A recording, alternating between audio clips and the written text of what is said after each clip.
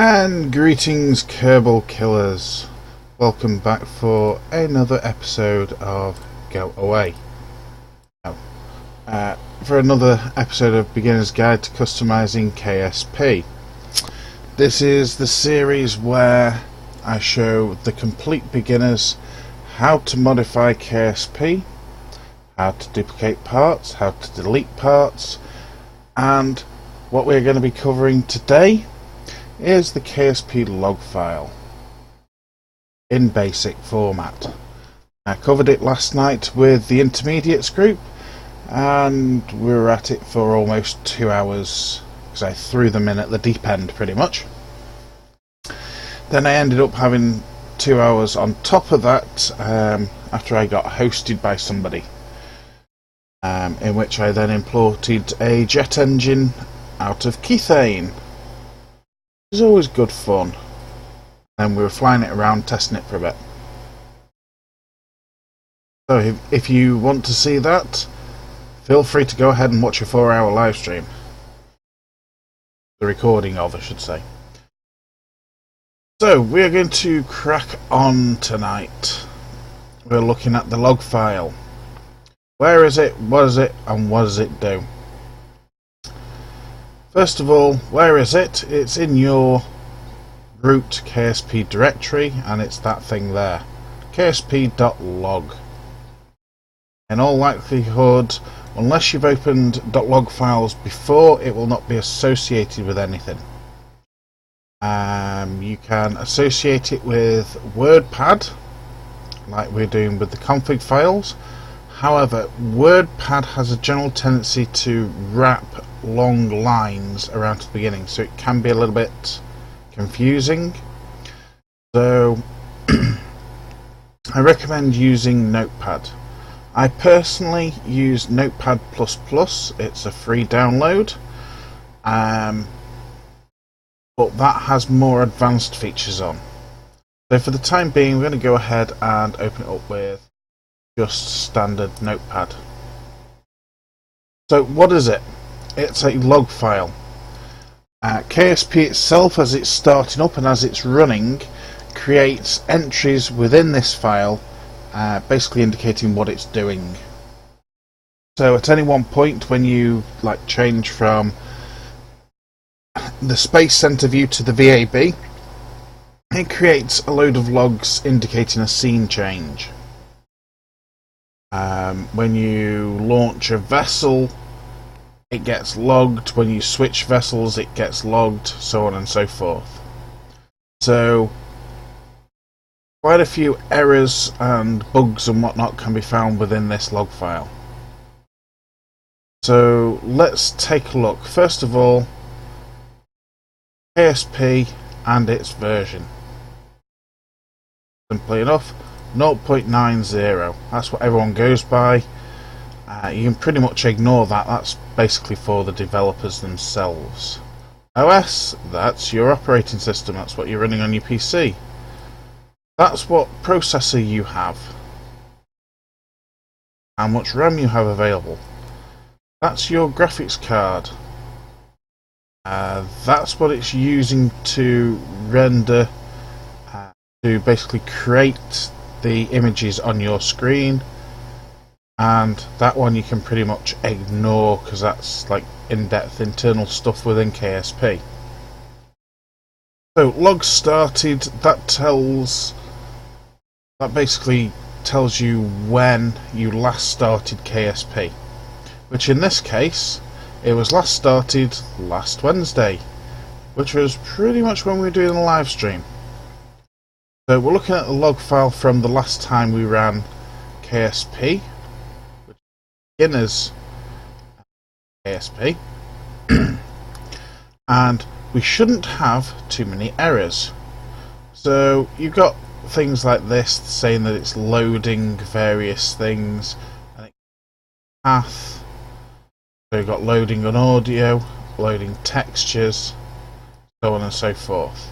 Most of that is just pretty much boring crap, to be honest. But what we want to do is go to edit and go to find.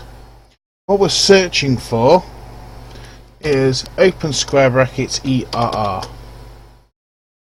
As you can see down here, you've got open square brackets log. That's just an information log entry. What we're looking for is error entries, and that's the code for error entries. Make sure you do open square brackets ERR. Make sure match case is not selected, then it'll search uppercase and lowercase. As a general rule, KSP should always be in uppercase for log, warnings and error, but I just don't have it selected anyway. Makes life easier. And then we click on find next, and sure enough it jumps down to the first entry, or to the next entry I should say, after where you've put your cursor. Let's take a look at this. It's this one here. Wheel collider requires an attached rigid body to function.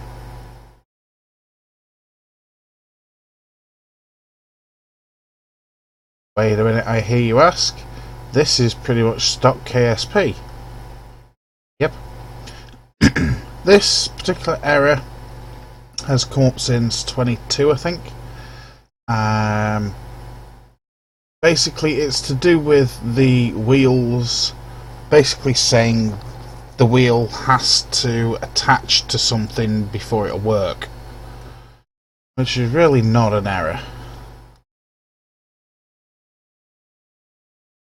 So all we're going to do is find next, nope, next, next, next, next, next. There's some more, keep going. Go find one that's not wheel collider. And lo and behold, there are none, which is what we would expect in standard KSP. Now the log file that went through last night with the intermediates was my heavily modified KSP. As I said, it took us almost 2 hours to go through it. Because of mods that were installed, we'd actually found a lot of bugs with mods themselves that were generating errors. So they need bug reports filing for them. Found a lot of things that are, I would describe as sloppy coding practice. So we're going to have to sort them out with the developers as we go along, and hopefully they'll do something about it. We don't need to worry about them, this is the beginner's guide. So that's what we're looking for in the KSP log file. Let's see if we can find one that's just a little bit dirty, shall we? Go for the how to mod advanced. Again, KSP log, open with notepad. I'm going to select this one to full screen. As you can see already, module manager is installed, and we have Regolith being installed, ScanSat there, tweak scale, and can't see any more on there. Already, this is a modified version of KSP. Let's go find and see what we can hunt for. Find next. Again, comes up with wheel collider. We can skip these.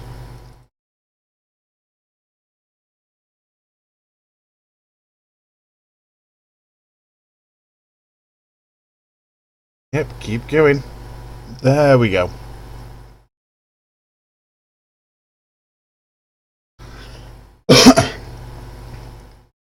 Right, this line here that says part compiler cannot clone model LLL/models/structure/polyhab/model as model does not exist.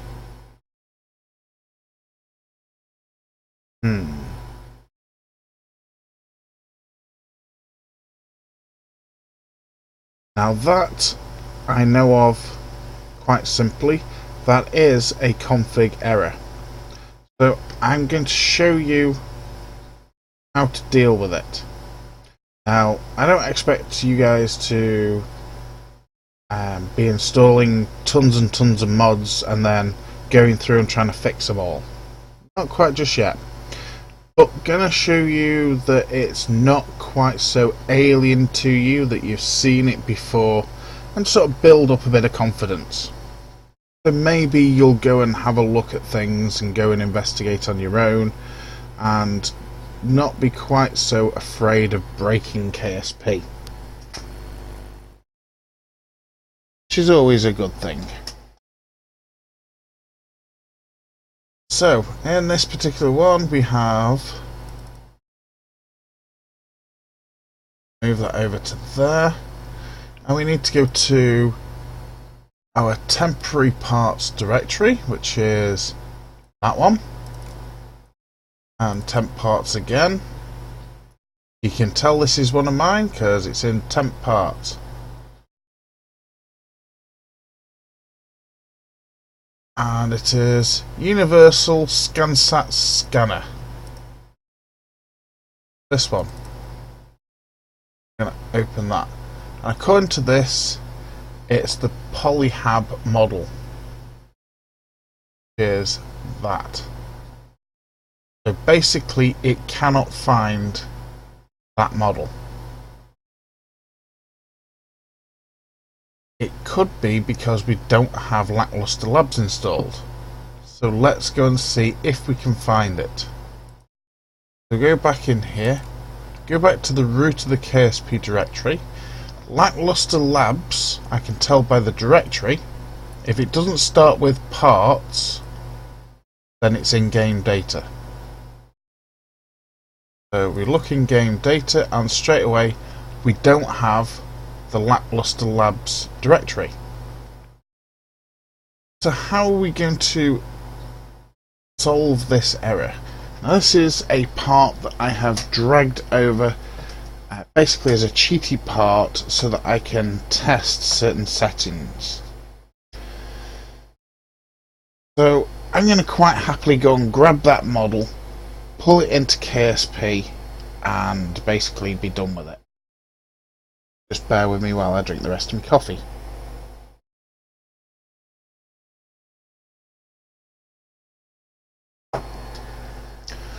So off screen over here, or not. I hate it when it does that.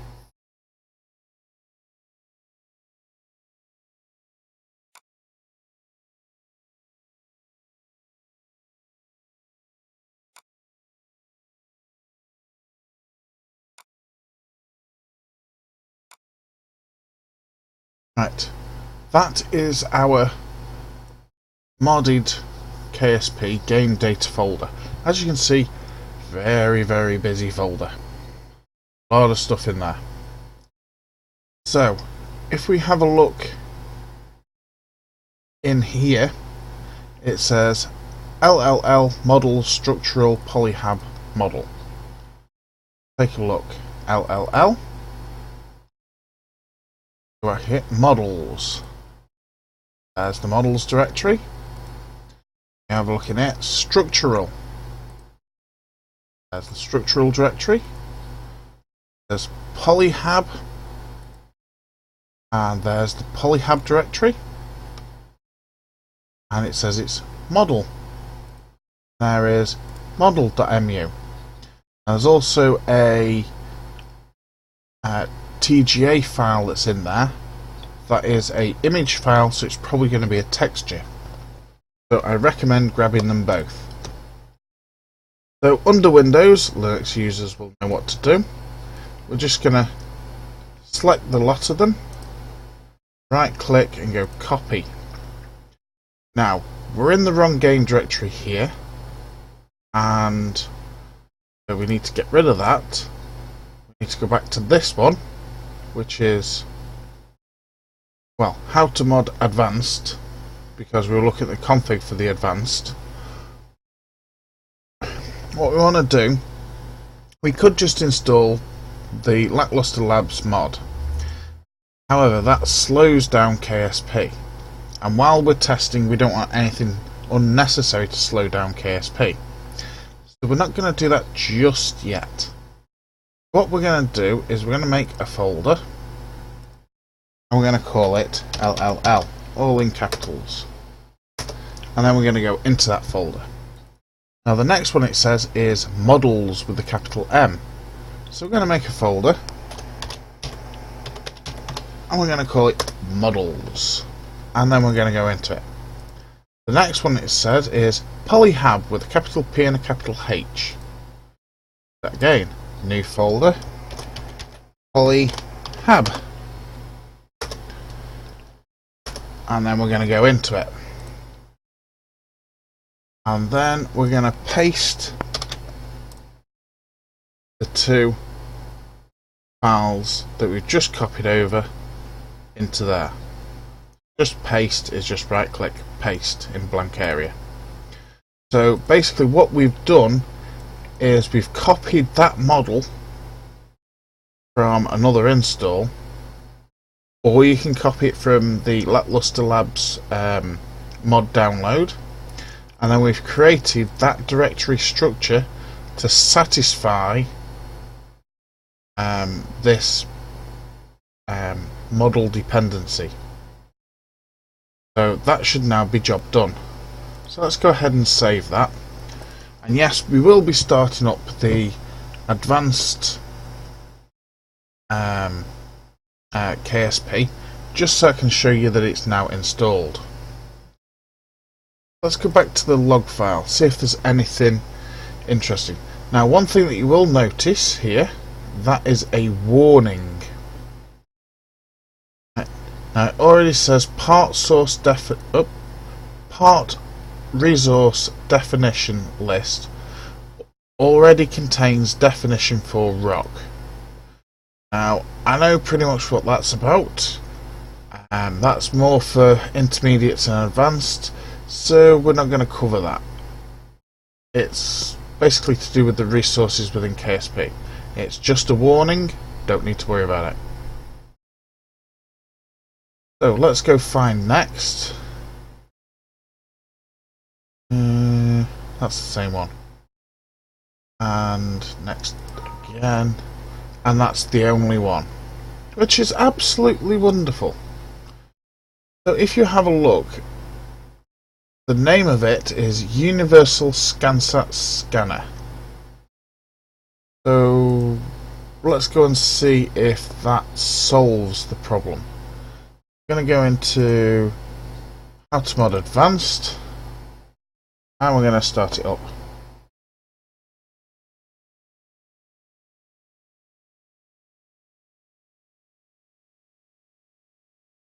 As soon as KSP gets its finger out.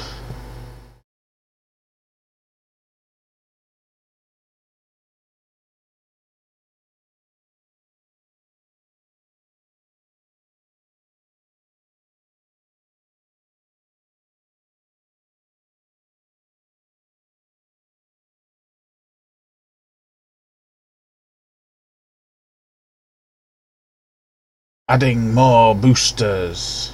Heck yes. More is always good. So some of you that watch me run my heavily muddied KSP will very quickly realise that this starts up a heck of a lot quicker.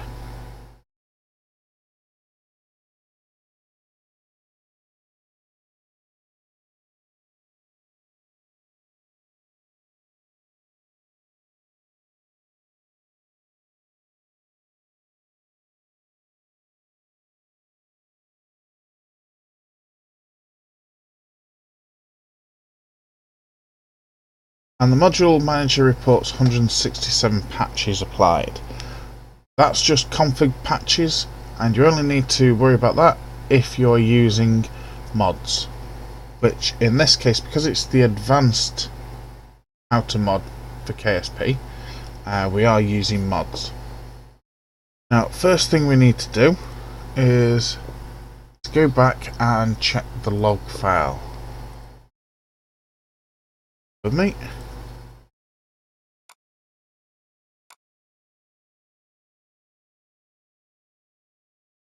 Over to the right hand screen, there's the log file. Open it up with Notepad. Edit. Find.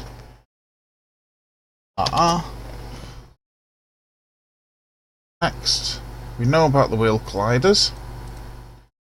Skip through them.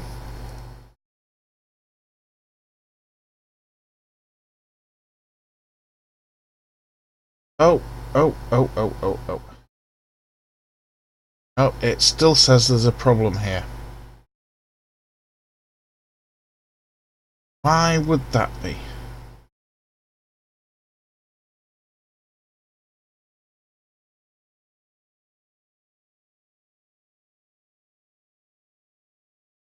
Let's double check the directory. Game data. Lackluster Labs. MODELS, yep. We missed structural. Well, that'll do it.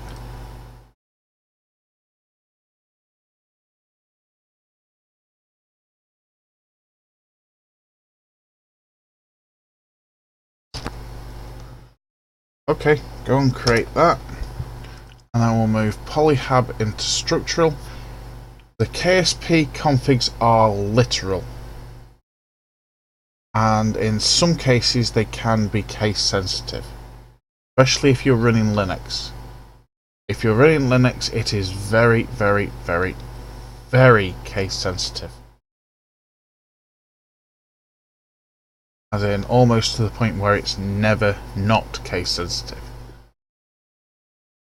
So let's go ahead and restart it. We need to get rid of the log file here, because obviously we've now started KSP again, so it's going to be overwriting this log file.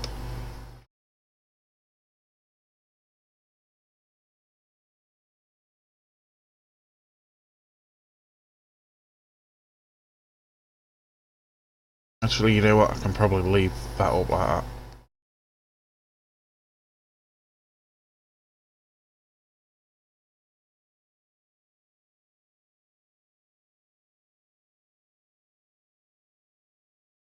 Although that being said, it's probably going to get confusing for you. Back.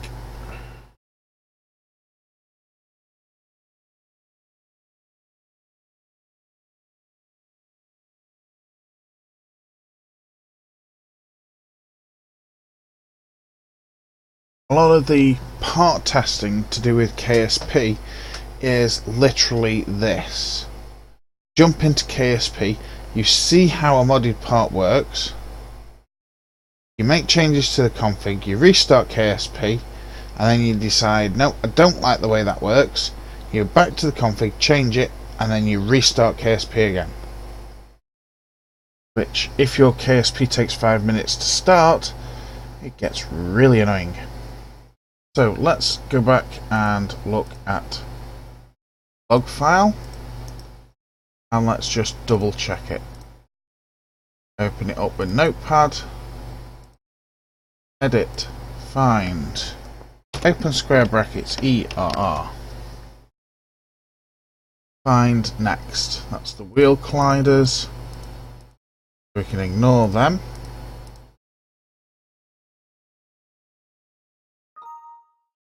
And cannot find any. So we have fixed that problem, and that's how you do it. So let me treat you across to KSP itself, and we'll take a look at the part that I've put in.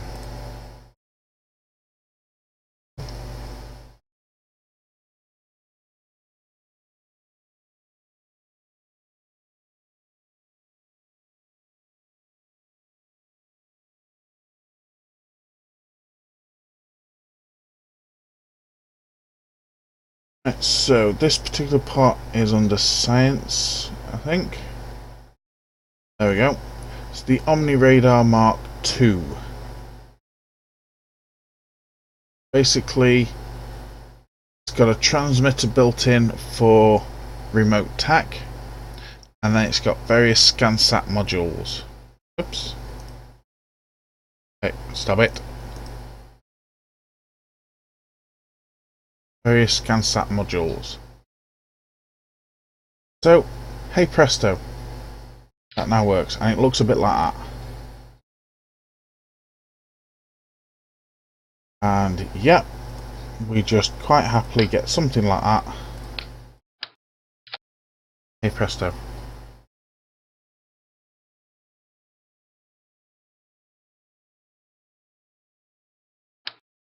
Now this, as you might have seen from the config, is actually two models that are welded together. So I'm pretty sure you've all seen this bottom bit. That. And that is the Lackluster Labs football, basically. Now, I don't expect you to be able to write that config,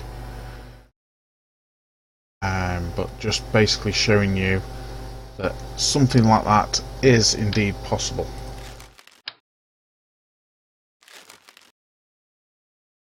So, simple guide to the KSP log file.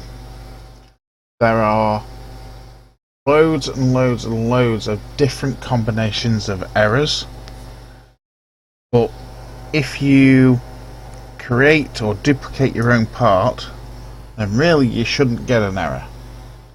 However, if you do, now you know how to go and search for it. Now, because of the myriad of different types of error that you get, it's not possible for me to cover them all, especially with things like typos and stuff like that.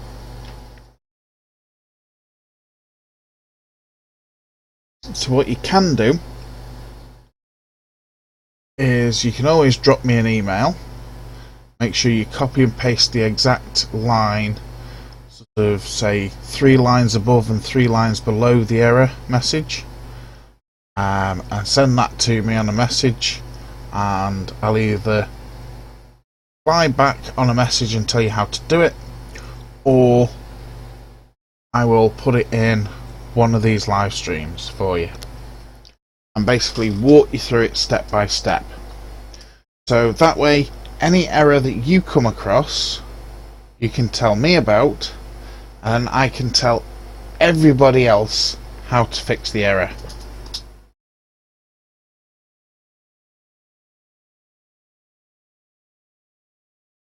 Greetings, Shirty. You were eating. Well, I was eating while I was waiting for my internet connection to come back up, which is why the stream is a touch on the late side tonight, which reminds me, my apologies. Also, a little bit of housekeeping before I forget. New followers: Curly Kerbal, a powerful banana, and I am Dr. Satan. I was talking to him a few hours ago. So welcome to the followers list, guys. All of them, of course, have now got follows in return.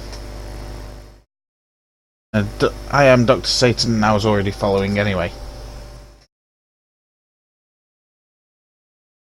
So, question from Shirty: what is that thing? Which thing?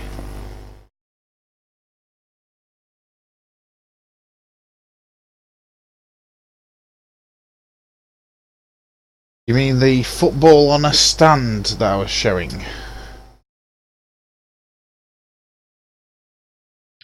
Do you mean that one?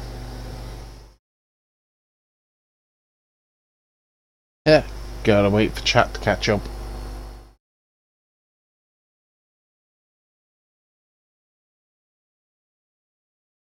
Oh, annoyingly, that's my e-cig battery. Luckily enough, I've got a fully charged one right behind me.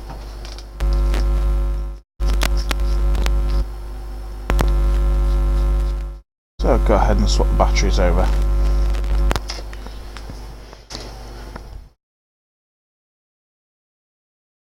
The football stand. Right. Yes. Right. The football on a stand, we're actually running the the KSP that I have configured for the advanced guide to customizing KSP, because I needed an actual error to show for the beginner's guide.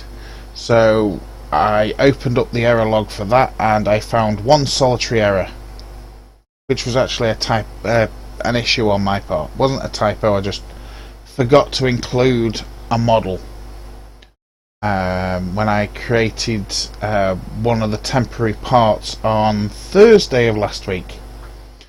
So basically I've just walked through how to go and get that model, because it came with Lackluster Labs, which is what the football is. Copied it into the correct directory, so I installed a solitary model, and lo and behold, the part now works properly.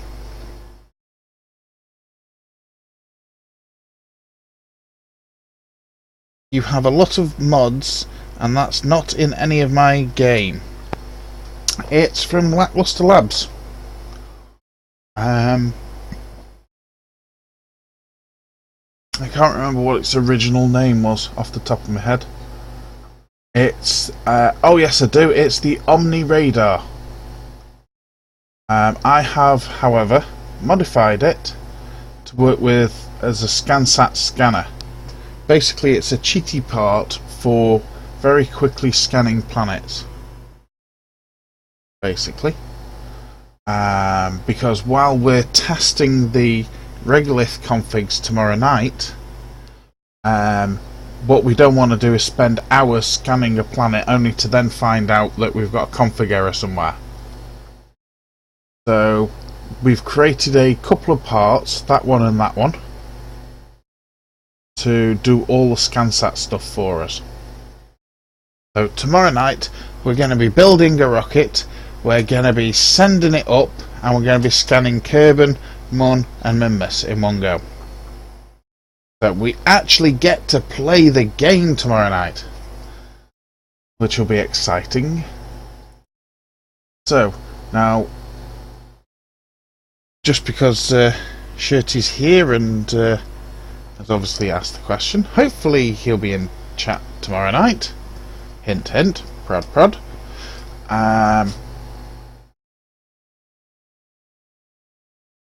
I've completely forgot what I was going to say. Yep, my brain just melted. Well, hey.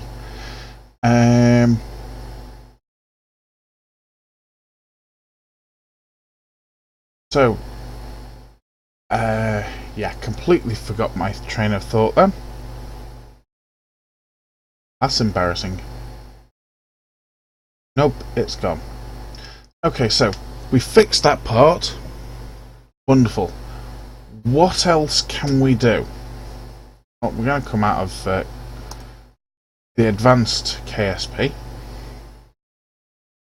We briefly touched on installing a few files from another mod. Now, last night in the after party, well, actually it was the after party, as it turned out. Yeah, 4-hour live stream. Okay. We grabbed a jet engine from Keithane and installed it. Now, I'm not going to install the jet engine because that's actually quite difficult to do. But I'm going to show you how to install a few files that I actually like using. I haven't actually used them yet on a live stream or on any of my YouTube videos, but I do like the look of them. So we're going to go into how to mod for beginners. I'm going to walk you through it step by step, very simply. Bear with me while I set everything up. Why does Explorer always open on the wrong frigging screen?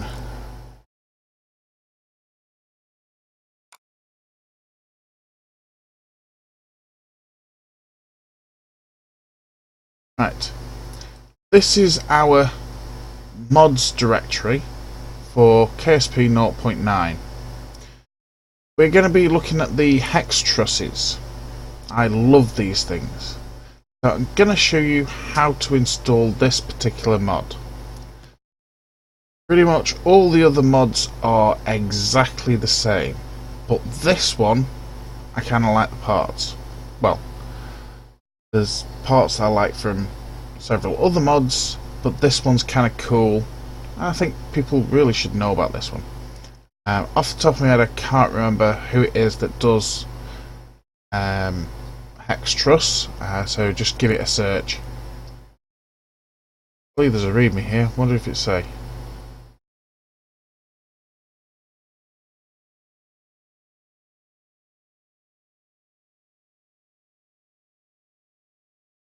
Oh, it doesn't actually say, but it tells us what the license is at least. Oh well.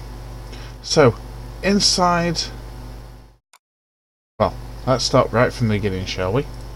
When you download the hex truss mod, you'll get a zip file. It'll have a different icon than this, but essentially if you double click on it, it'll give you the options to extract it,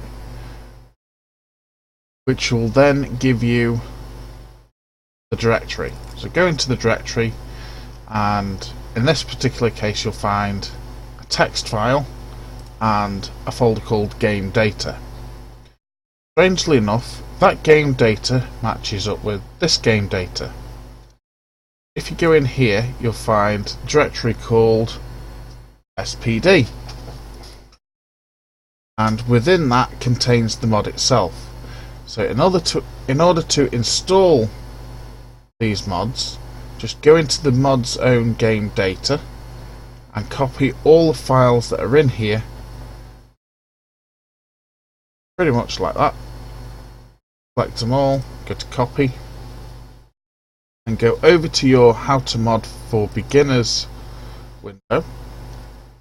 Go into the game directory, and then in a blank space, right click, paste, and over it goes. And there you see a third directory now, well into modding here. So if we go into the SPD directory that we've just copied over, you can see there's a parts directory.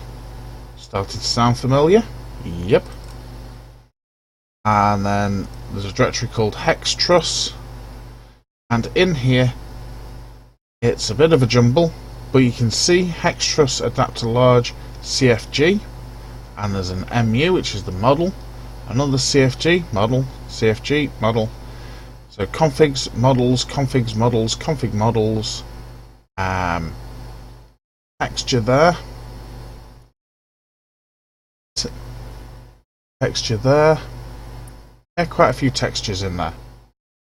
So there we have a few additional parts that doesn't come with KSP.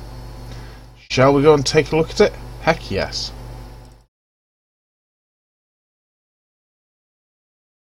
Now, one thing to bear in mind as you are installing these mods, the amount of memory that your KSP takes up is going to increase, and the time that it takes to load your KSP is going to increase. Eventually you will get to a point where KSP either refuses to load point blank or will regularly crash, and this is bad. So one of the things that I have covered within the stream, within the 3 streams I should say, is basically deleting parts that you don't use and the little tweaks that you can do to reduce the amount of memory that KSP uses. So along the bottom you can see what parts it's actually loading, and of course you'll see the hex trusses.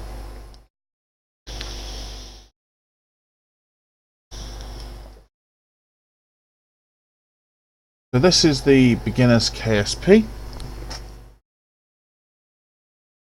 Thanks Shirty, it's Speedy's hex truss In other words, Shirty's heard of them. So we're going to resume the default. I'm just going to take a look at the parts.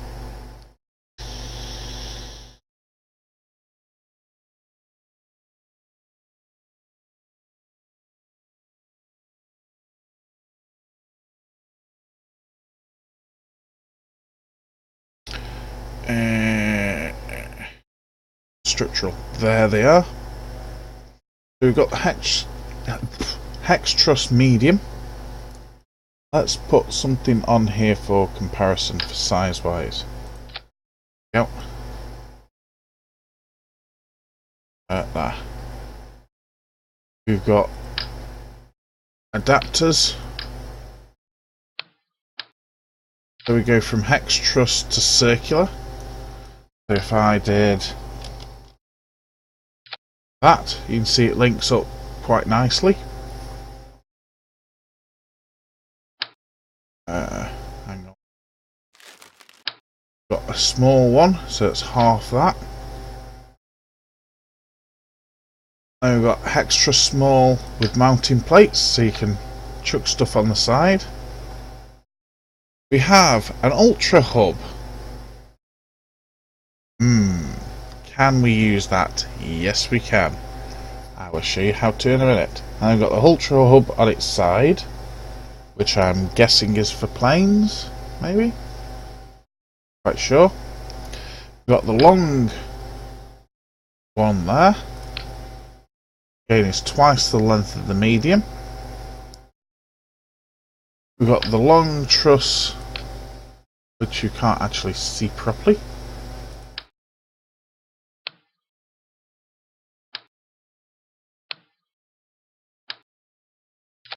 Like that. As you can see, it's got a plate down there, which you can surface attach stuff to. So that looks a bit like Santa's sleigh. Or maybe a buggy of some sort could be used for. And you've also got a long hex truss that's LFO. So on this one, you've actually got liquid fuel and oxidizer in it. Now, do we have anything else with the hex trusses? I think that's all of them.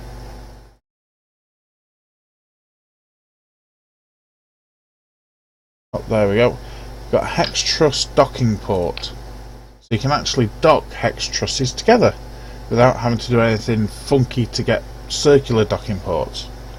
It's always a good thing, we like that. I think that's pretty much about it.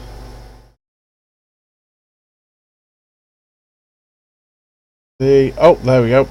There's a hex truss SAS module. So you've got SAS for the hex trusses, so again, you don't need adapters and whatnot. Any new engines? Well, I already know there's no new engines for the hex truss. That's okay. Fuel tanks, well technically that one should be in fuel tanks, but let's say nope, no new ones, and we already know there's no new pods. So, who fancies building something? You know, it's nice to have all these new parts and just, but if you can't play with them, actually it's quicker if I just do this. Let's go and use our imagination briefly. I'm going to chuck that on. And then I'm going to go into that one. Grab that one. Then I'm going to go into fuel tanks. And I'm going to chuck on, if I can see it. Yeah, chuck on that jumbo fuel tank. Now obviously, I'm just having it. Go away. Great, I've got that bug again. I need to figure out what the hell's up with that. Two fuel tanks on there. Go away, seriously.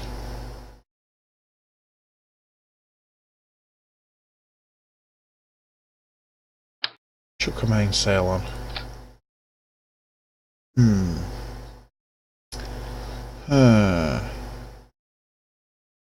Go into here.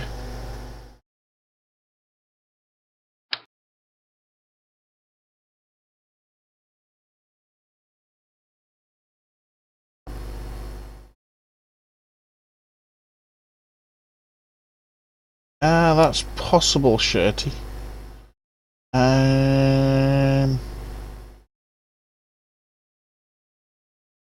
If you've got your log file, that would be helpful.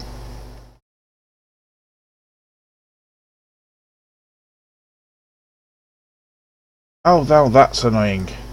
Why can't you align properly?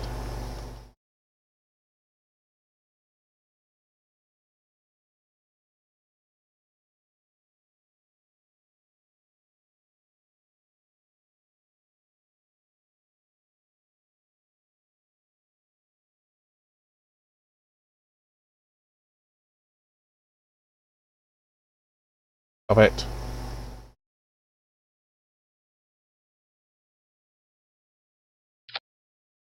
Really?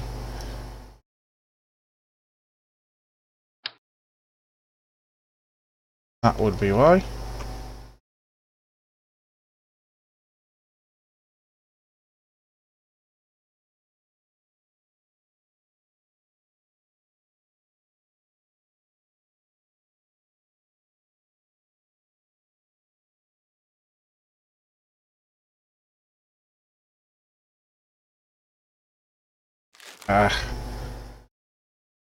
Why has this been such a pain?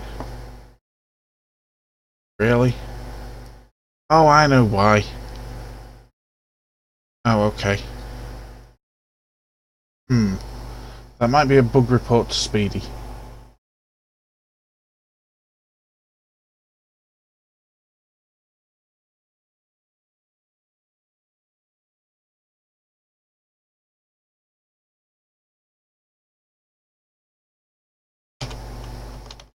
Yep. Oh well. Anyway, you know what? We're going to stick one on this. Actually, why am I doing that? Hold down Alt, click on a part, and we'll just... While we're at it... Oops. Oops.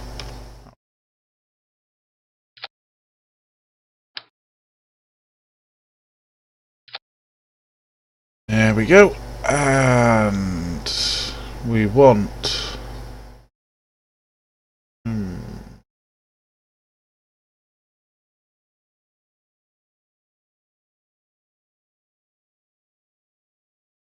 Why not? Docking ports. Not entirely sure which way around these are supposed to go.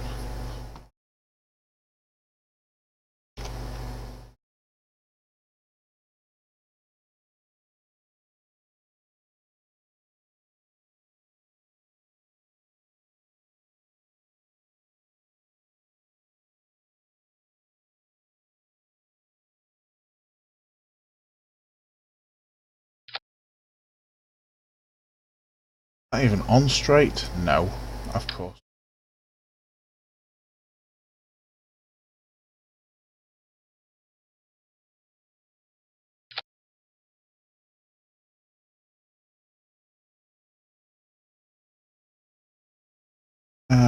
Let's go. More on, shall we?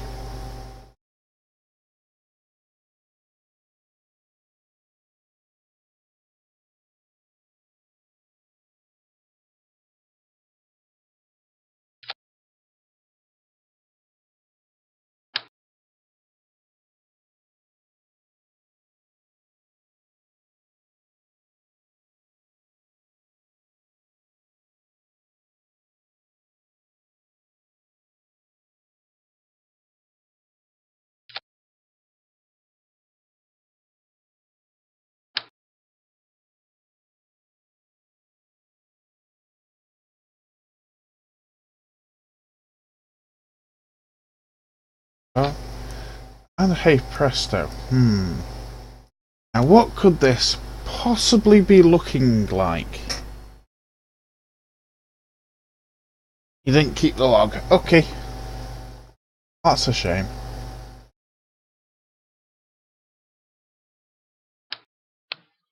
You know what, I think we need something in here.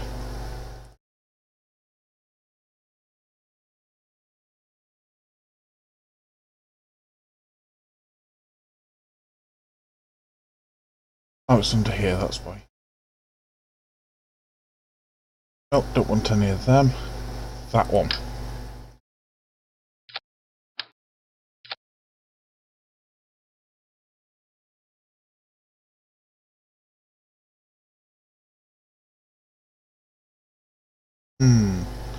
What could that possibly be looking like?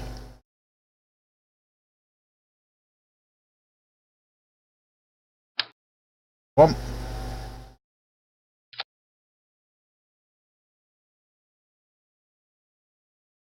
And where is that? Is it that one? No, it's that one.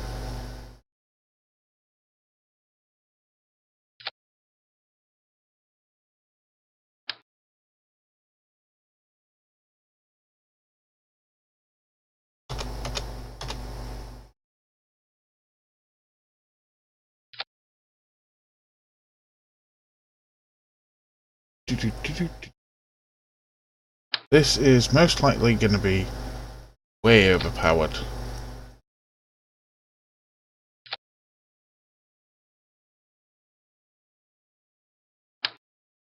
Depends on what the drag settings are on these hex trusses.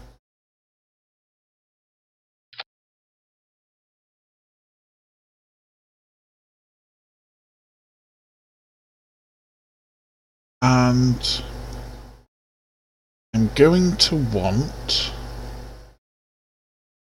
just so I don't forget,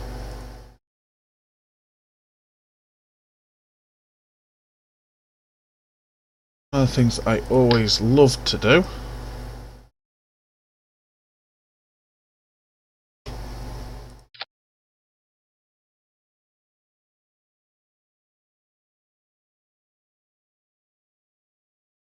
basically use the separatrons to eject the tanks off the bottom. And thinking about it, let's go ahead and shove a battery in here.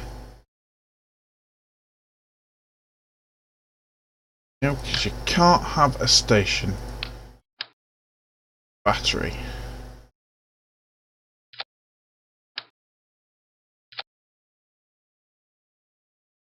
Yeah, we're going to need some solar panels as well.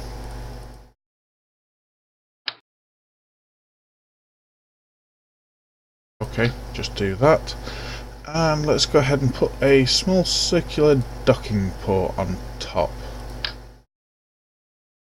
Just like that.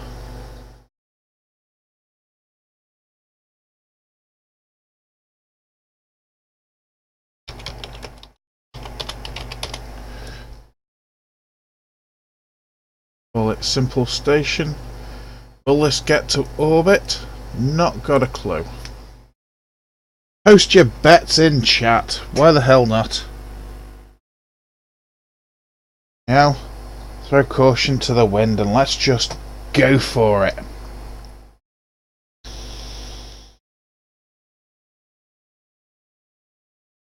I suppose the first bet is, would it explode on the pad? Obviously it hasn't done, which is always a good thing.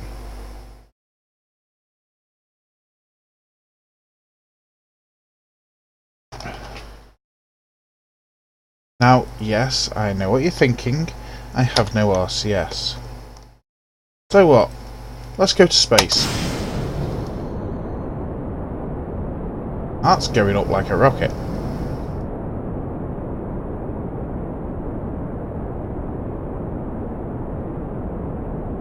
Let's back the throttle off, so let the SRBs do the work.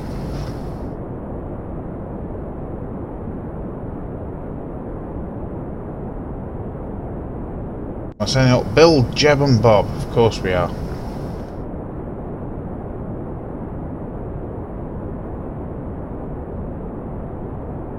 little bit too fast here. Oh, well.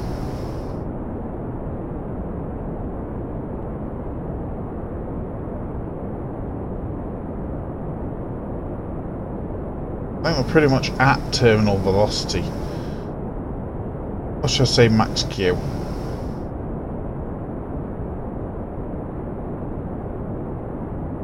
Coming up for SRB separation.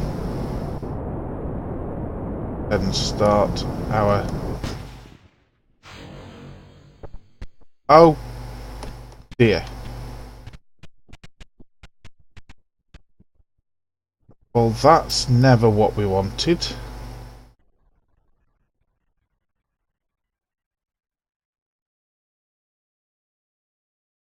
Now look at all that mess we've just made. And we never even got it into space. Yes, thank you, Shirty.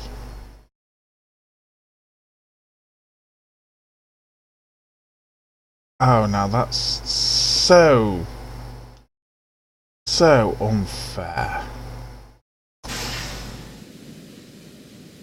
Oh, at least we know that bit works.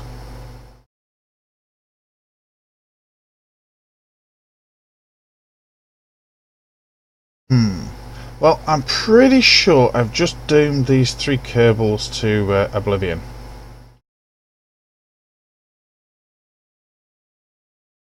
Go back to the VAB and we're gonna solve that one.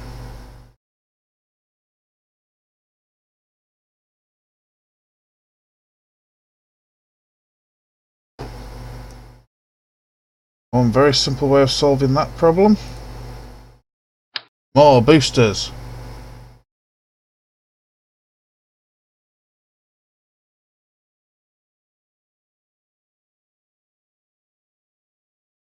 Turn them upside down.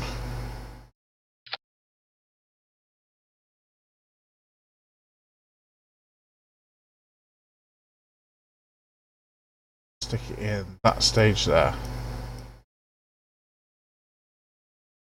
You know what? Just in case you happen to have an issue, some description.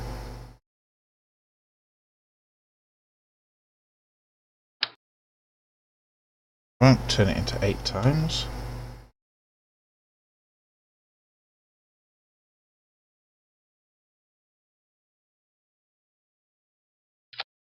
So the hatch isn't obstructed. Now what we're reckoning? Is it still going to go boom?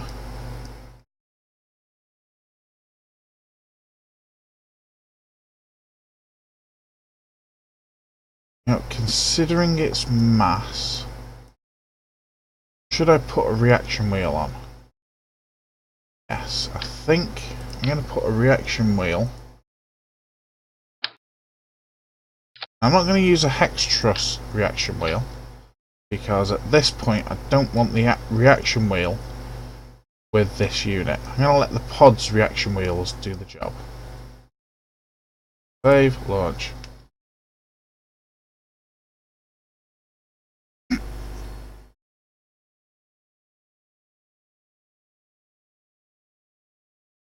So what are we betting this time? Is it going to go boom?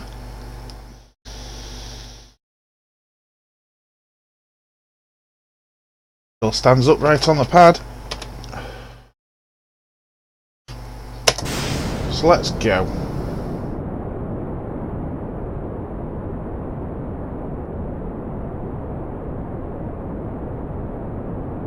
So I'm going to throttle the liquid engine all the way down this time and let the solid rocket boosters take over.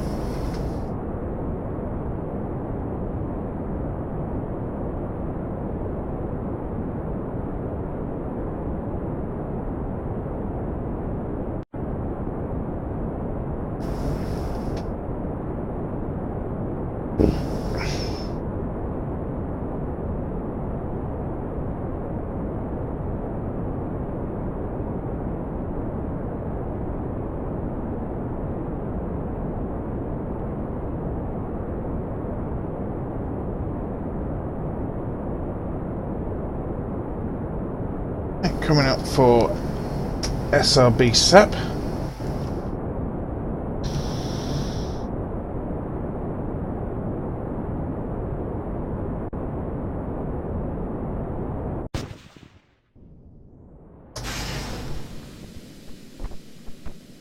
Really? It still kicks her out?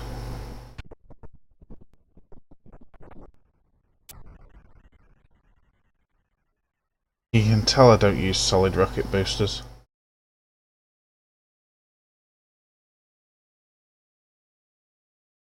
And that's pretty much why.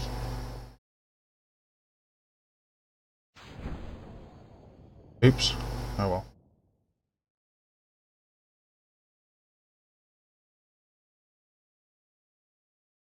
Do physics warp.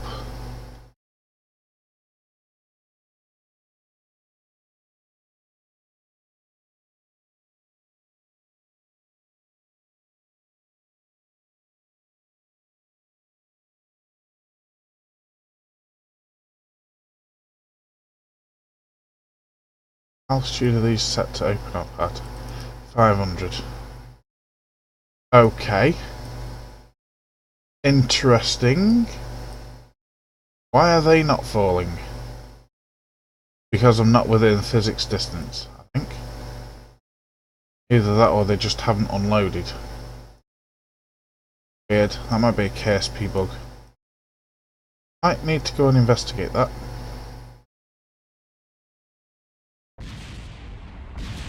Now everything starts exploding.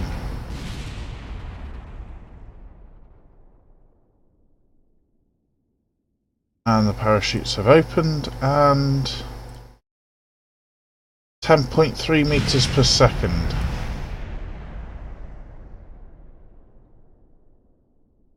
Are we going to touch down safely?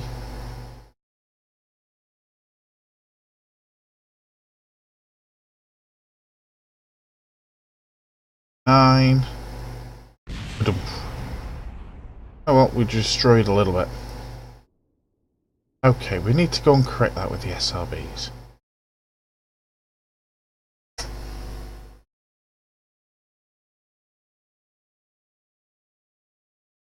Put an SRB on the SLB. I think we went a bit too far there. It's got to be because I've got these not actually set in the middle of the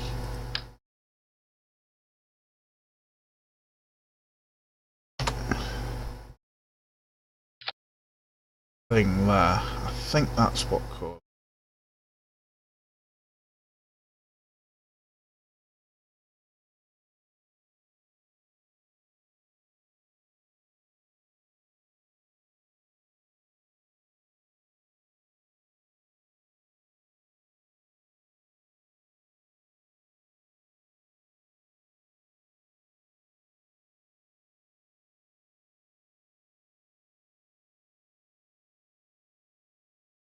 I'm going to move the parachutes to their own group. I'm going to use Alt again and just duplicate these Separatrons.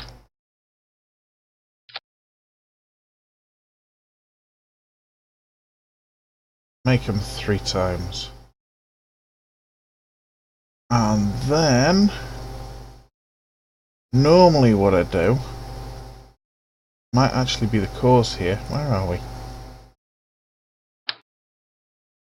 Normally I put a strut up like that. Now hopefully that'll stop the nose from kicking in on me. I think that's normally why I don't have an issue. But as I said, normally I don't use SRBs at all.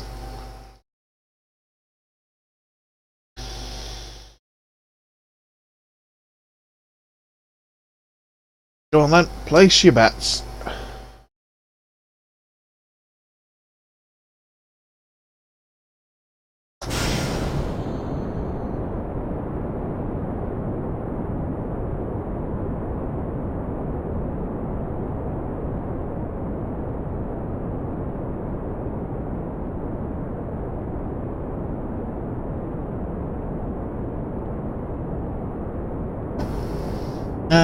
could be the Separatrons. I don't think so, because we originally had that problem when we first separated and we didn't have the Separatrons on.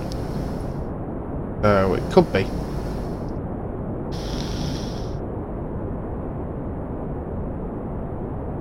Just go with the Kerbal rule, add more boosters. In this case, add more Separatrons.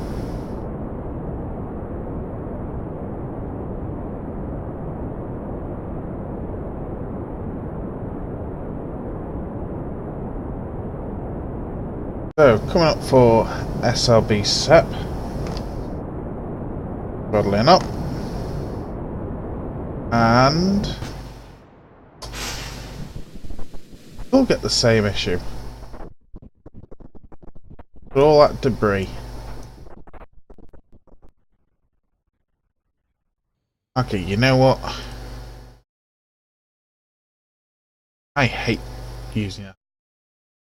This is exactly why I don't use SRBs.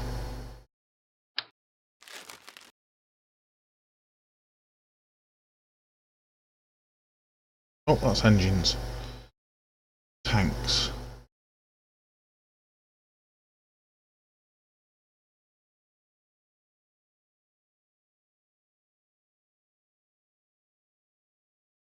We want... where is it?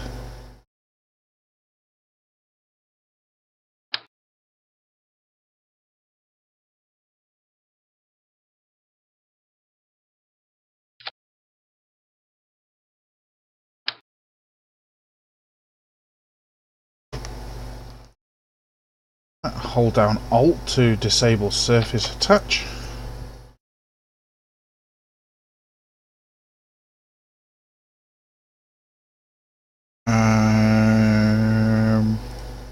Engine.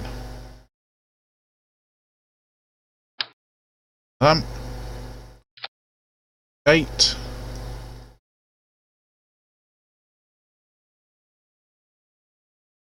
I keep going past it.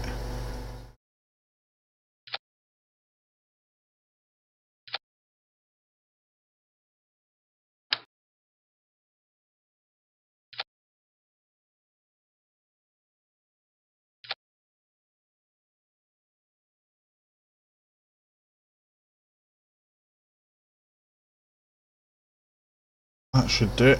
Now I could put fuel lines into the centre. Shouldn't need to do that.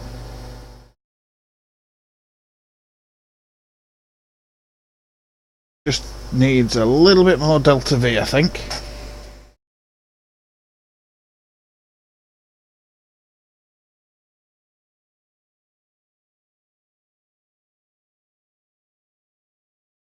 Nah, true.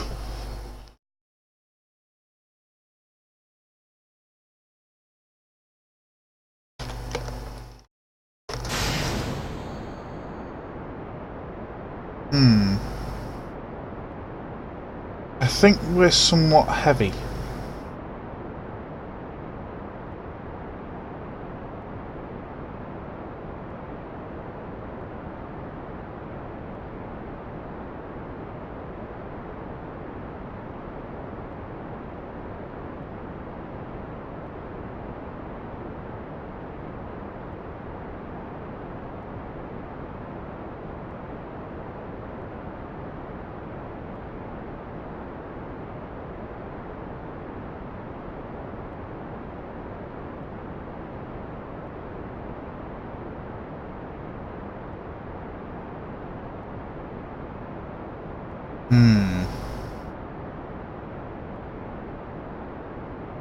And annoyingly, they're all draining at the same rate.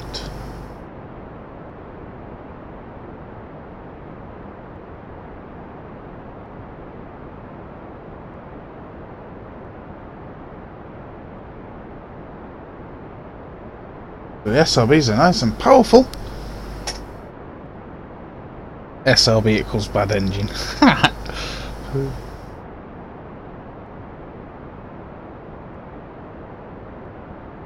This acting as crossfeed? Can't be.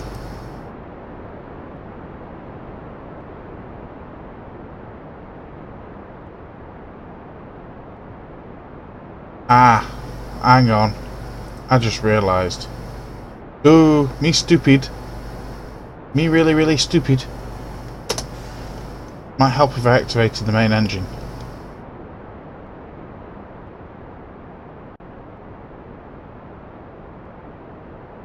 Oh well. And hey presto. That's how it's supposed to decouple.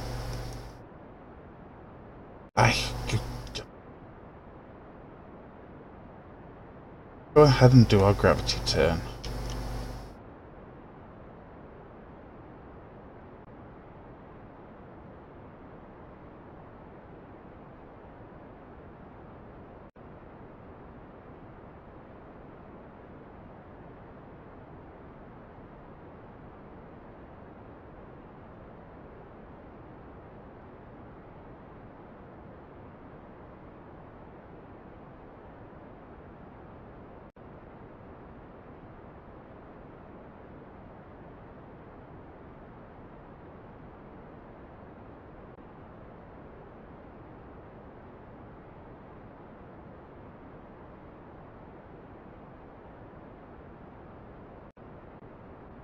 Nice little twitches to go over.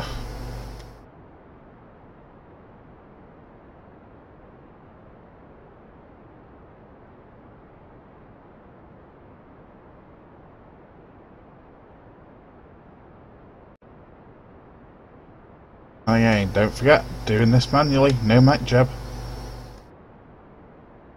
No Kerbal Engineer.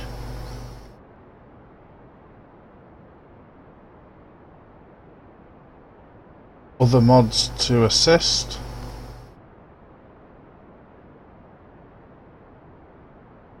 We're only just going to have enough Delta V.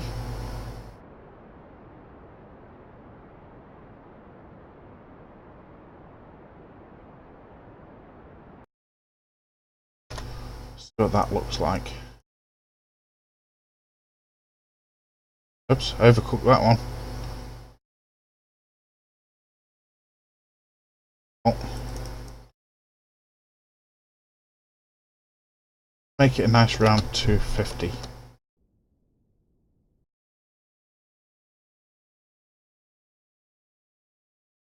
Warp up to apogee. Ew. No, I've forgotten how ugly that looks.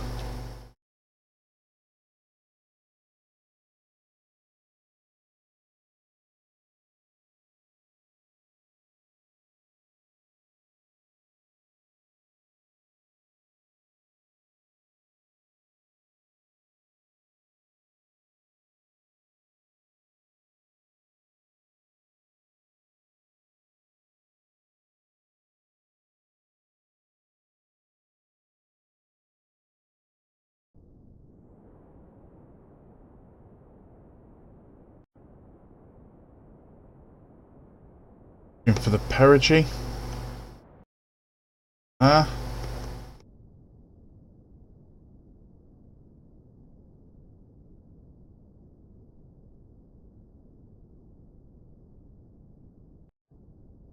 Tweak it slightly.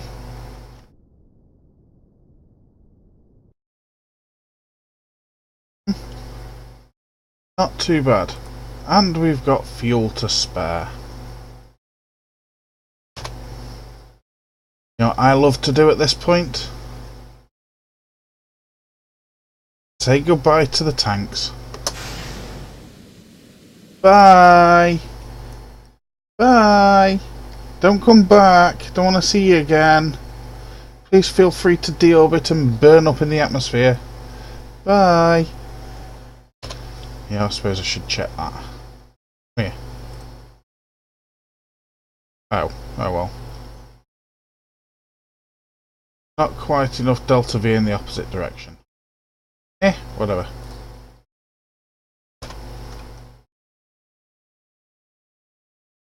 The next thing we need to do is rotate this round so it's actually pointing at the sun.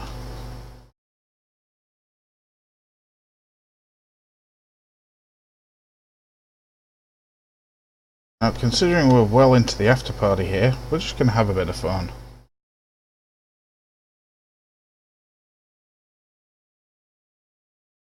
You know what? I'm going to send another one up.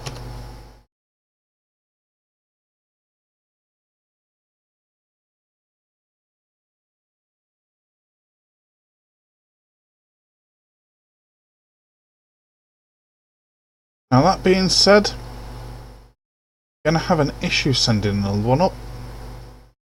No RCS on it.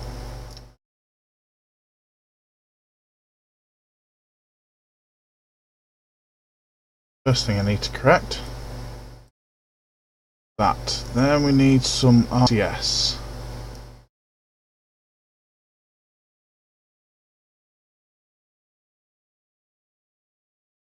RCS is a capsule. 30.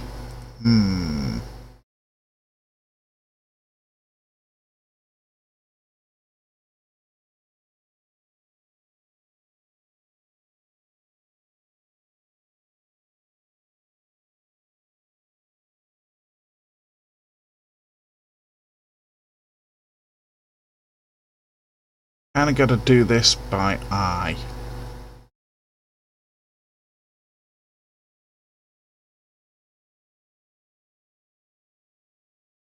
Yeah, there's only one place for RCS ports.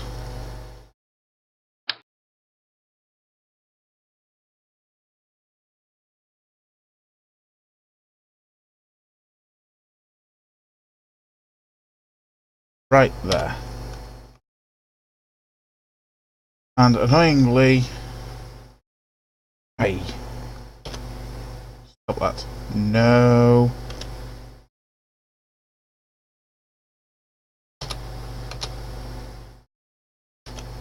No, I want it around.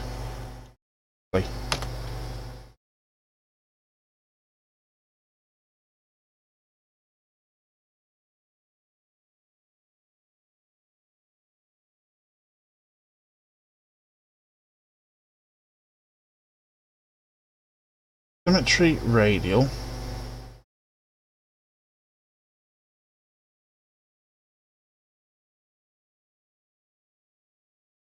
Mirror. Right. Why won't you change to go around the entire damn ship?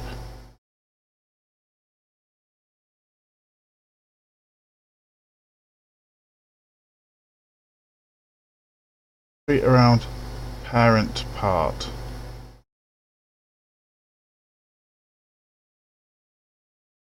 No.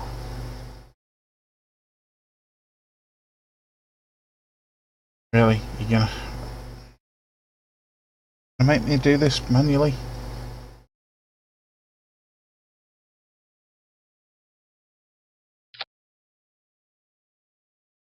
Like I might need to hit these parts for some reason. Find stuff on symmetry. Might set up correctly for 0.9.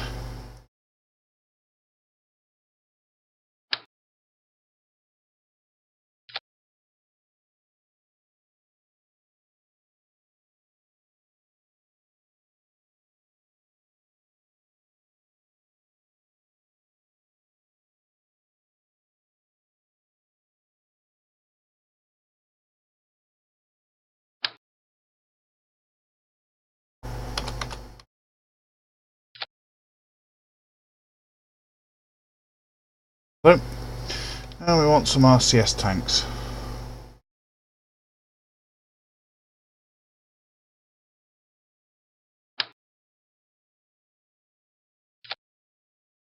Job done.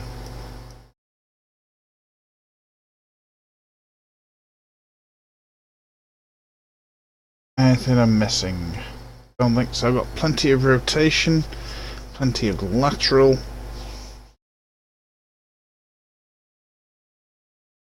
Might be a touch uneven with all the RCS on that same plane, so let's take a look. There's a centre of mass in here. Now I did click it, so where the hell are you?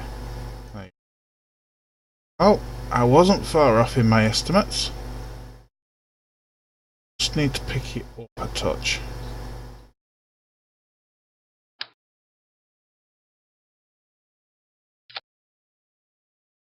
Little itty bitty tweak. Probably about as much as I can do.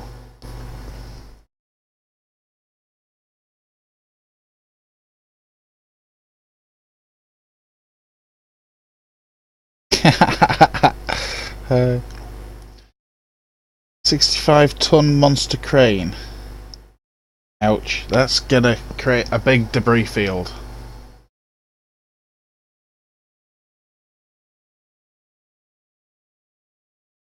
Though having said that, I built a sort of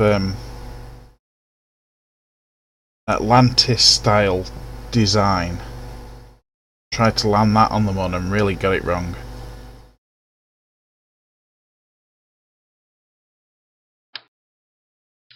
Right, let's go and shove this in orbit. Oh, before I forget.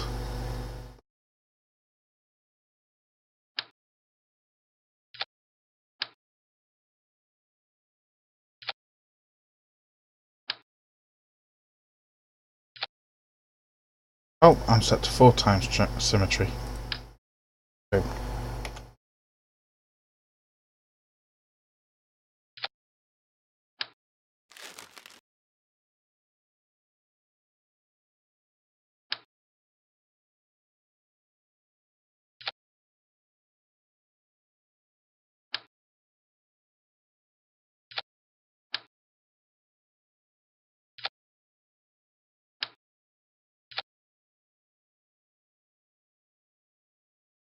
There we go, corrected the staging.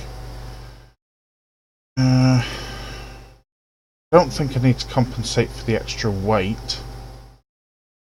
I had plenty of fuel left. Let's go and dock these two together. Oh boy. Watch me make a complete muppet out of myself for docking. It's been a while since I've docked something.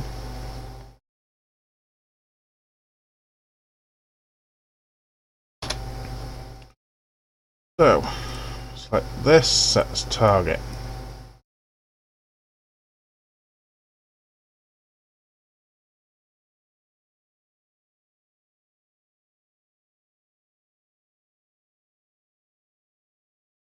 Oh great, I'm going to be docking at night.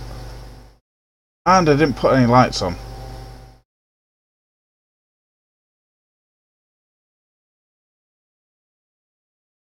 Right about there should do us.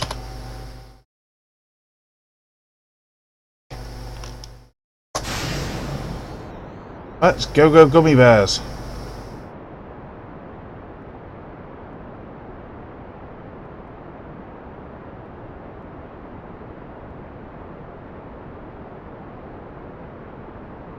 Oh, main engine started to overheat. Time to get a little bit quick, so let's back off the throttle.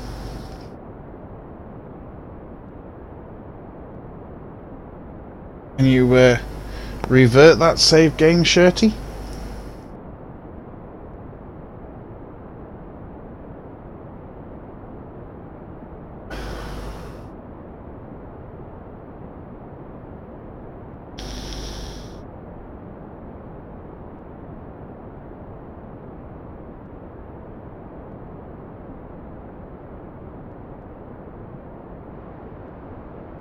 And give this a little bit more throttle. Just lagging behind on speed a touch.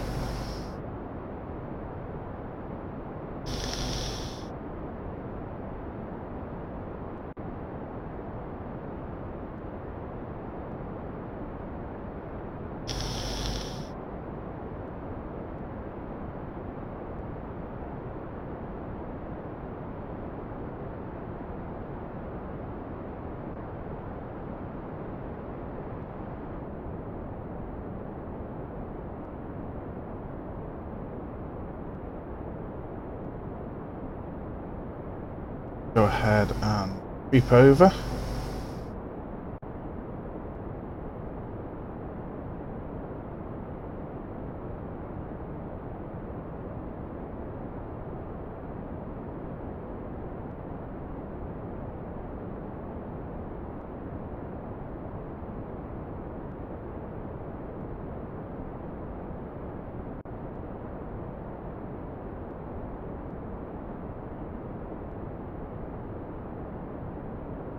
That's 20k, so let's go gummy bears.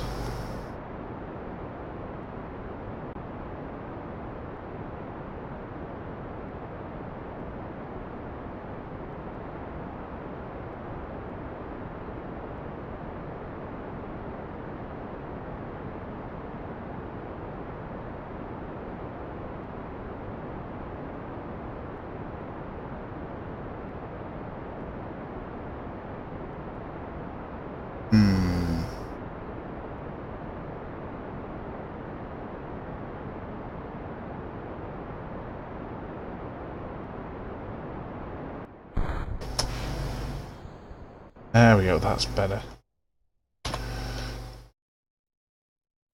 And we're a touch ahead of it.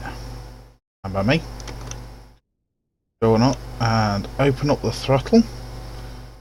Just go above it till we get a relatively decent intercept.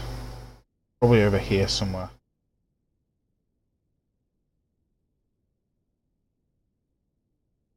Flatten.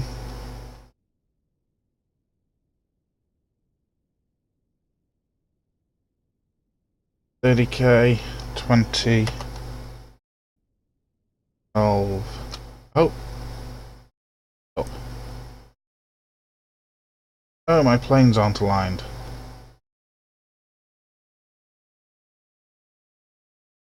Yeah, we're close enough.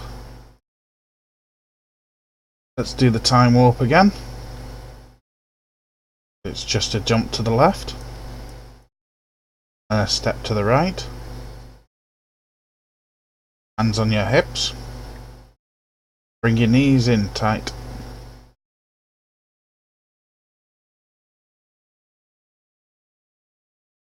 Right, we now have our target relative markers. Add ball. Anything apart from the moon. Where are you? Should be coming up behind us.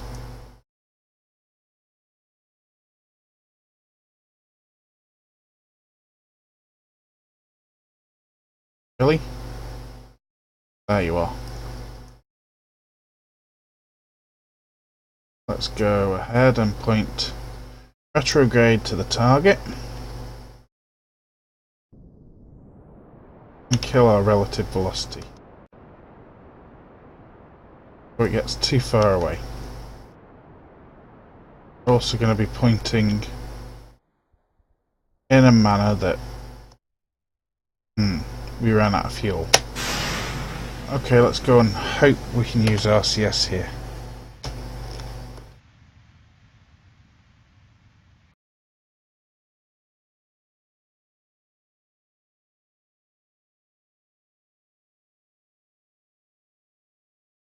That's kind of not what I wanted to do.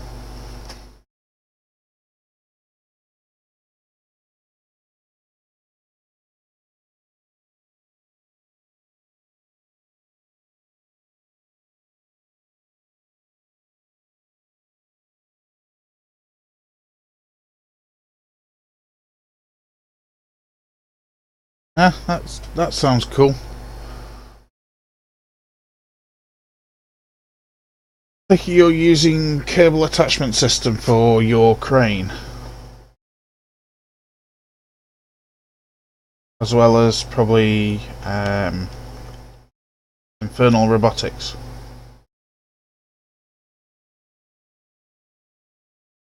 Okay, RCS just isn't powerful enough for this.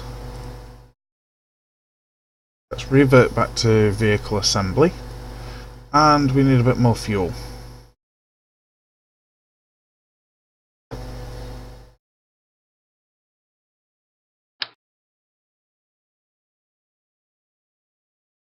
Let's put a lot more fuel on.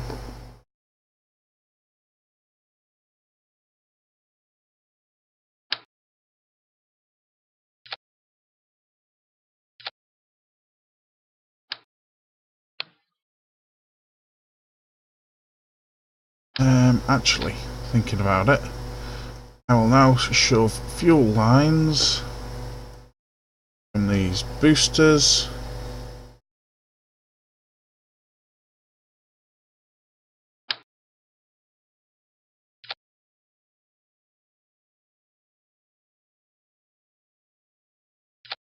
Make it go in.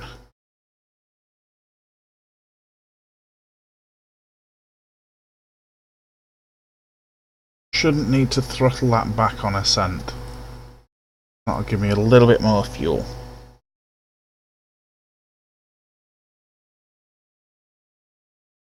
Should be a touch more efficient as well, thinking about it.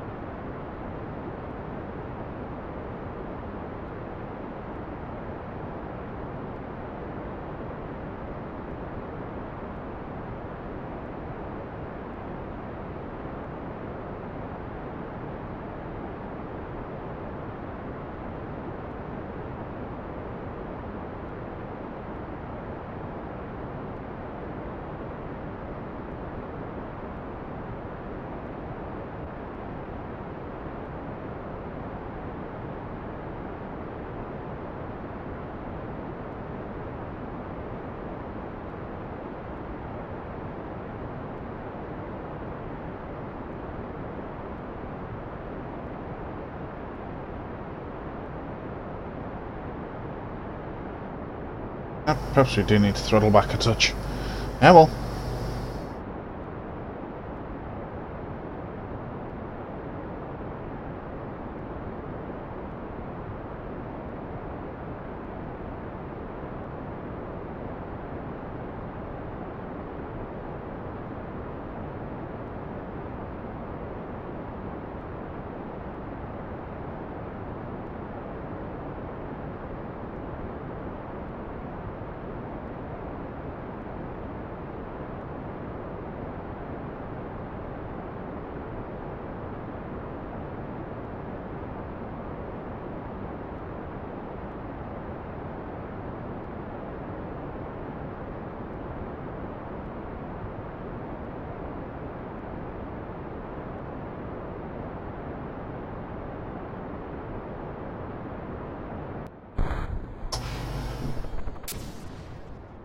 Well, that was lucky.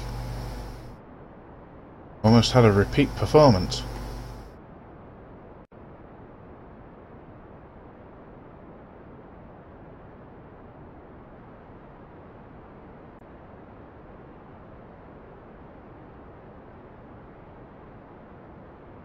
You know, I just realised I've launched and didn't set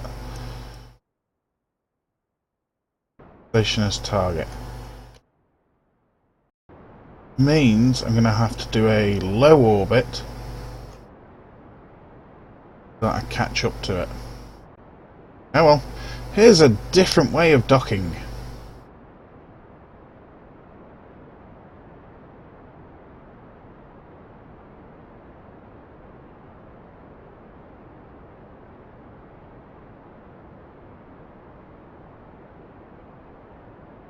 I think I'm going to have to end the stream in a bit. Get this docked up and call it there. Now, my luck, I'm just about to sign out and somebody decides to host me.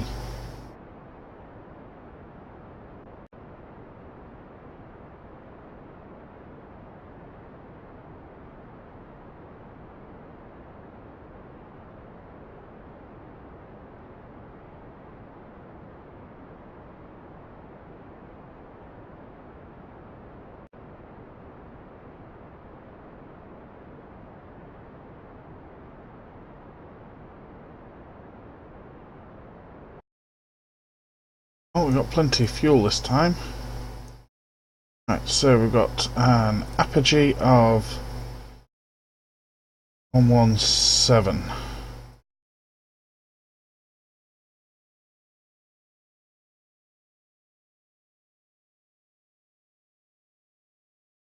What are we looking at here? Is the target going to be ahead of us or behind us by the time we get up to there.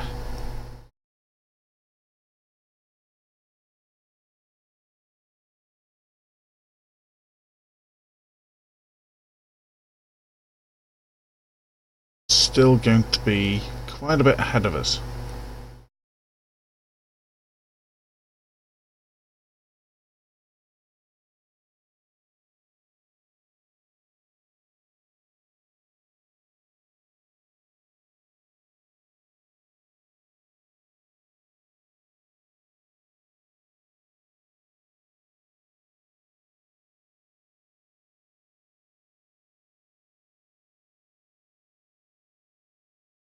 Set up a maneuver node to give us an apogee on the other side, just shy of 250.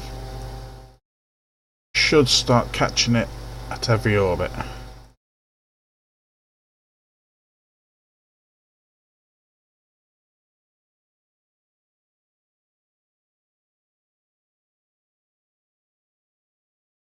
Shoot completely past target node.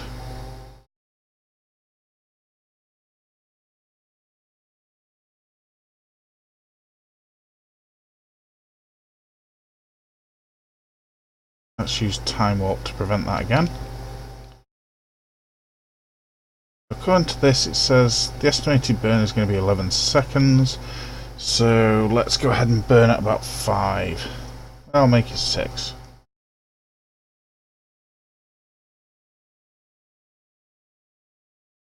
Right about now.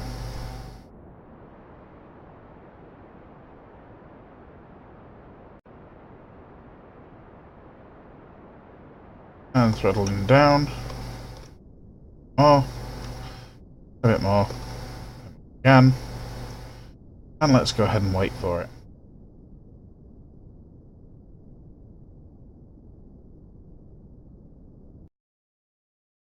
Whee! Yay! Psycho marker! Yay! Wee!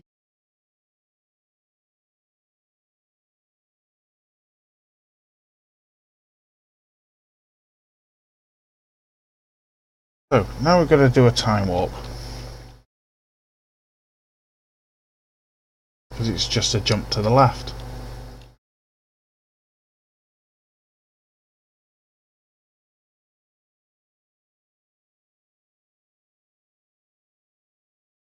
Right, so on the next path, are we in front or are we behind? Slightly behind. So on this path we actually need to increase our perigee. Something a little bit closer to the target's orbit.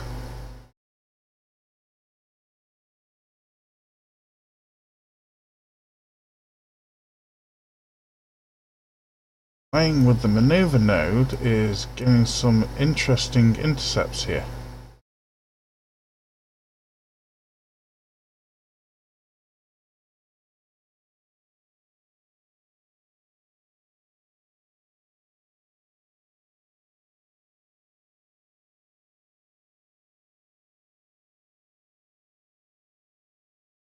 Well, that's 20k, so we can deal with that. Let's go ahead and burn that.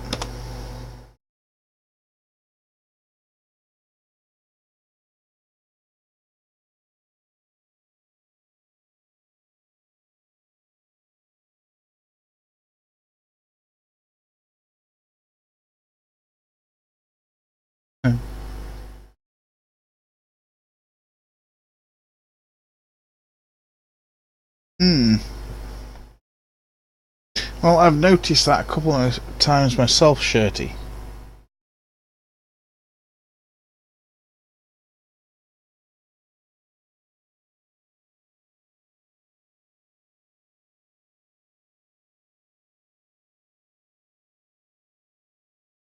Oh, great. Go straight past the node again.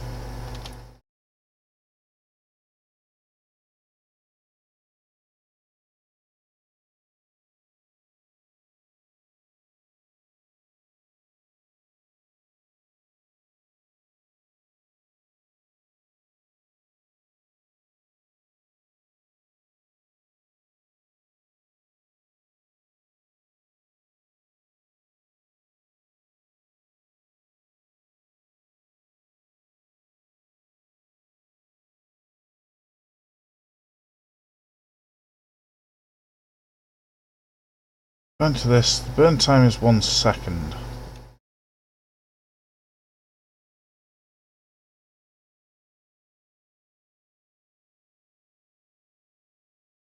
Only Mech Jab could do a burn.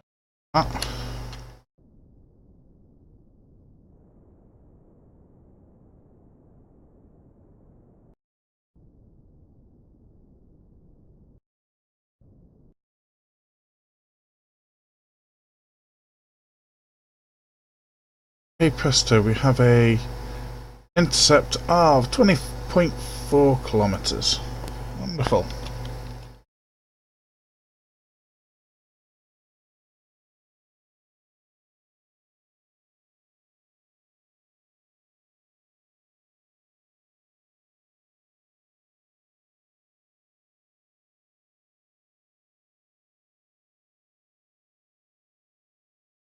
Now we have our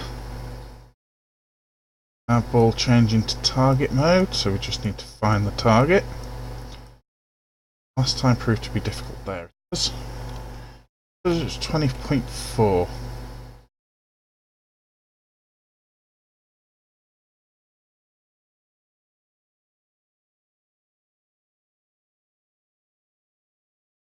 Now giving us into range.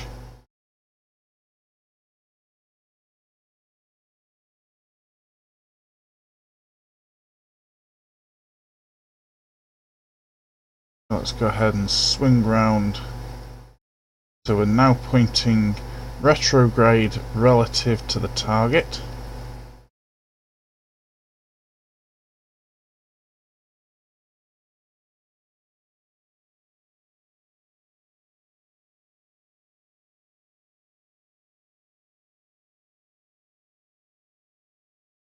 And just as soon as this thing decides to settle down,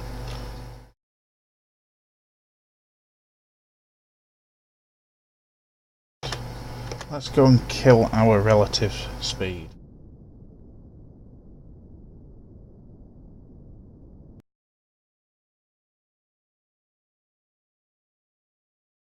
And then we're going to chase it.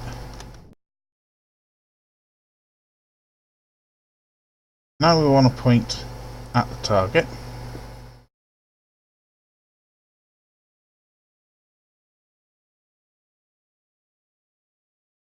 Just a little bit of a blast. Also need to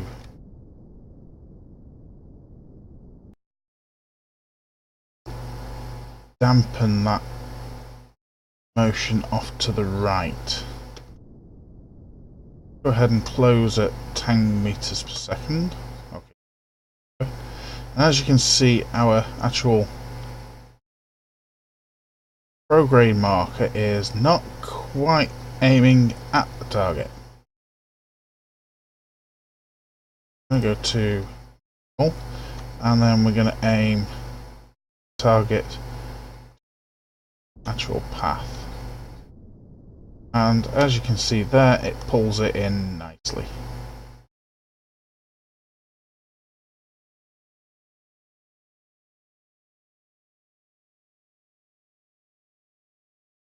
We need to do the same again. Side.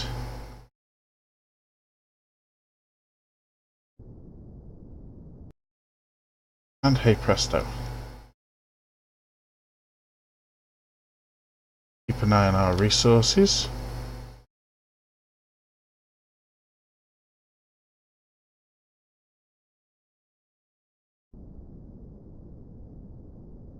Give ourselves a little bit more speed.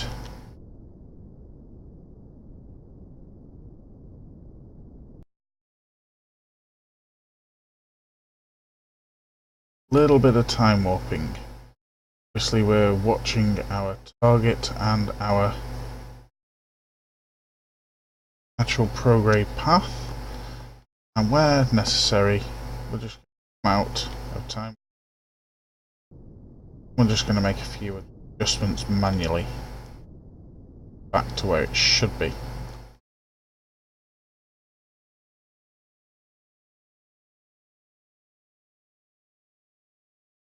All the while being very conscious of our fuel level. Go and give it a good blast. Closing speed of 90 meters per second. Let's go.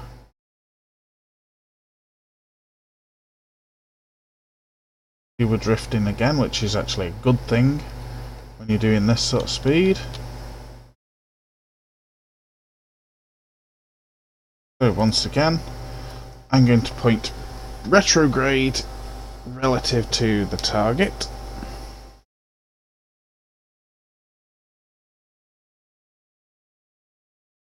Or should say our motion relative to the target.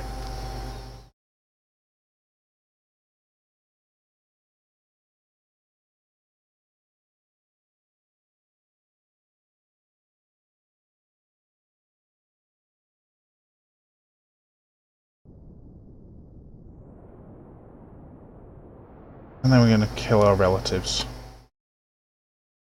Oops, went a little bit past then. Oh. Oh well. The ship will automatically spin around for us if it doesn't decide to overshoot. No full well it's going to do. I'm up there to just stop it.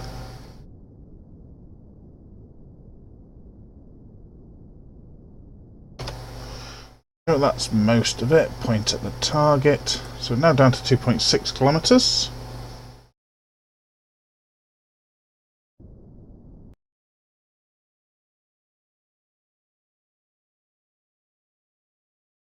Should be getting into physics loading range here short.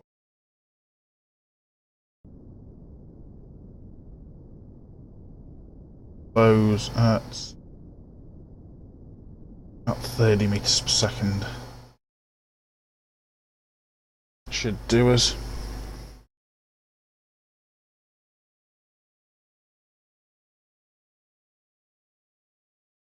Yeah, that's an annoying thing, Shirty, with struts moving and not being connected and all that good, wonderful stuff that I really hate.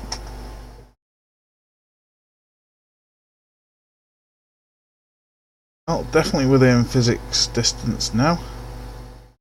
0.5 kilometers, or should I say model loading distance.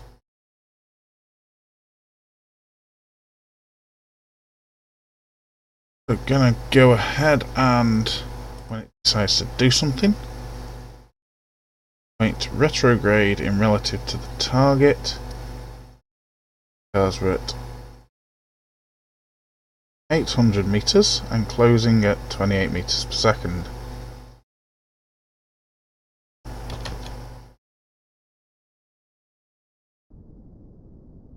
Go and slow down to a more reasonable speed here.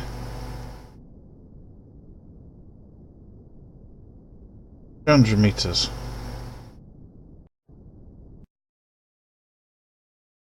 Whee! Oh, don't you just love it when it does that? Wibbly wobbly. So we're 280 meters from our station.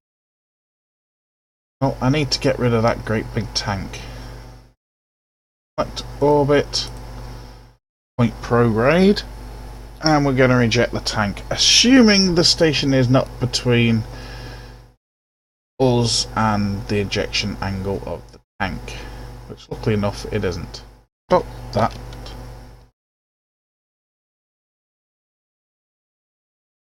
And 3, 2, 1, say goodbye.